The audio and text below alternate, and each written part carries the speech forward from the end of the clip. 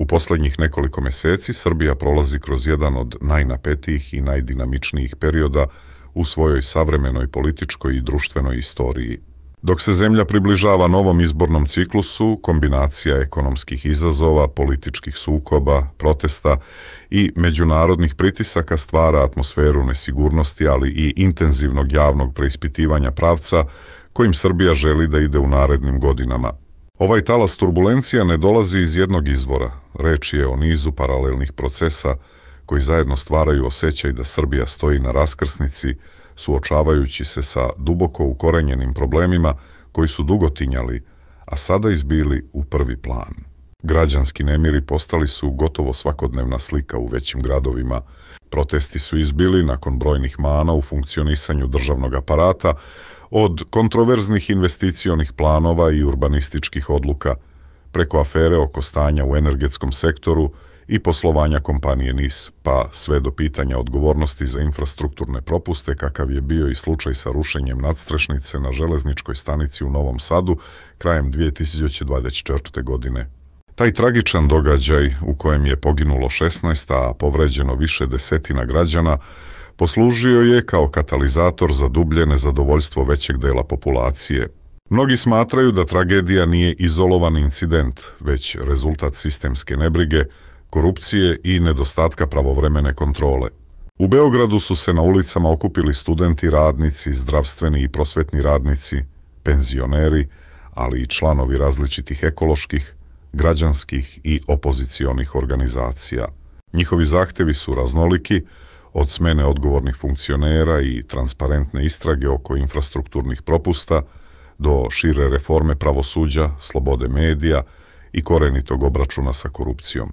Istovremeno, vladajuća struktura tvrdi da su protesti politički instrumentalizovani i da ne odražavaju većinsko raspoloženje građana, pozivajući se na stabilnost institucija i kontinuitet ekonomskog rasta iz prethodnih godina. Na ekonomskom frontu situacija je jednako napeta. Jedan od najvećih izazova odnosi se na energetski sektor, posebno na poslovanje naftne industrije Srbije NIS, ključnog aktera u snabdevanju naftom i gorivom. Kompanija, u većinskom vlasništvu ruskih firmi, našla se na udaru međunarodnih sankcija i regulatornih pritisaka, što je dovelo do problema u obezbeđivanju potrebne sirovine. U nekoliko navrata postojala je realna bojazan da bi rafinerija u Pančevu mogla da bude primorana da obustavi rad, što bi izazvalo ozbiljne ekonomske posljedice, skok cena goriva, poremećaje u transportu, pad proizvodnje i lančane reakcije u mnogim privrednim sektorima.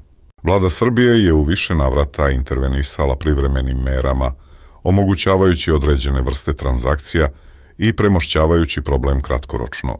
Međutim, ekonomski analitičari upozoravaju da ovi potezi predstavljaju samo odlaganje problema, a ne njihovo rešenje. Ukoliko se ne pronađe stabilan, dugoročan model snabdevanja rafinerije i usklađivanja poslovanja NIS-a sa međunarodnim regulativama, Srbija bi mogla da se suoči sa ozbiljnim energetskim deficitom. Građani su to već osetili kroz povremene oscilacije cena goriva, ali i kroz povećanu neizvesnost koja utiče na inflaciju i investicije. Poseban problem javlja se i na finansijskom tržištu. Zbog zabrinutosti oko stabilnosti energetskog sektora i celokupne ekonomske situacije, zabeležen je značajan porast potražnje za devizama. Menjačnice, posebno one u većim gradovima, prijavile su navale građana koji kupuju evre, što je u jednom trenutku dovelo do nestašice gotovine. Narodna banka Srbije bila je primorana da ublaži određene regulative kako bi menjačnicama omogućila lakši pristup devizama i tako stabilizovala tržište. Iako su te mere imale efekta, one su istovremeno razotkrile osetljivost domaće ekonomije i nepoverenje dela građana u stabilnost dinara u periodima krize. Istovremeno, civilno društvo i nezavisne organizacije beleže sve više slučajeva pritisaka na aktiviste, medije i opozicione ličnosti. Neki novinari prijavili su pretnje, dok su pojedini portali i organizacije naveli da su meta poreskih i inspekcijskih kontrola koje, prema njihovim rečima, imaju političku pozadinu. Međunarodne organizacije za ljudska prava u nekoliko su navrata istakle zabrinutost zbog sužavanja prostora za javnu debatu, navodeći da su uočeni trendovi koji odgovaraju obrascima viđenim u državama sa autoritarnim tendencijama. Srbija je po nekoliko nezavisnih međunarodnih indeksa rangirana niže nego prethodnih godina, posebno kada je reč o slobodi medija, transparentnosti institucija i nezavisnosti pravosuđa. Međutim, predstavnici vlasti odbacuju ove ocene kao politički motivisane i tvrde da stanje u zemlji nije dramatično kako ga pojedini akteri predstavljaju. Vladini zvaničnici navode da su mnogi protesti organizovani u sklopu predizborne kampanje opozicionih grupa, kao i da Srbija uprkos globalnim turbulencijama beleži napredak u privredi, infrastrukturnim projektima i brojnim socijalnim programima. Oni ističu da se vlada trudi da zadrži političku stabilnost i ekonomski rast, naglašavajući da bi intenziviranje građanskih nemira moglo da ugrozi investicionu klimu i otvori prostor za širenje dezinformacija. U tom kontekstu, predstojeći izbori posmatraju se kao potencijalno prelomni. Opozicione stranke pokušavaju da ujedine rascepkanu bazu i ponude alternativu trenutnoj vlasti, fokusirajući se na borbu protiv korupcije, otvaranje institucija i povratak poverenja građana u vladavinu prava. S druge strane, vladajuće strukture insistiraju na kontinuiranom razvoju, velikim projektima i stabilnosti kao osnovnim temama svoje kampanje. Javnost je duboko podeljena. Dok jedni smatraju da je Srbiji potrebna promjena političkog kursa, drugi veruju da bi promjene u nestabilnom međunarodnom okruženju mogle doneti više štete nego koristi. Građani na ulicama, međutim, često iznose jednostavnije svakodnevne brige. Rast troškova života, cene hrane, dostupnost kvalitetne zdravstvene zaštite, stanje u školama, odliv mladih u inostranstvo.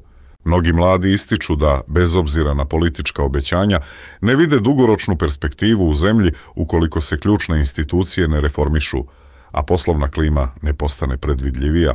Stari pak brinu o penzijama, zdravstvenom sistemu i socijalnoj sigurnosti. Dok se zemlja kreće ka narednim mesecima, atmosfera ostaje napeta, ali i puna očekivanja.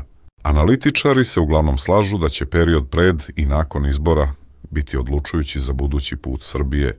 Ključno pitanje ostaje da li će država uspeti da pronađe ravnotežu između stabilnosti i reforma ili će političke tenzije i ekonomski rizici nastaviti da se produbljuju.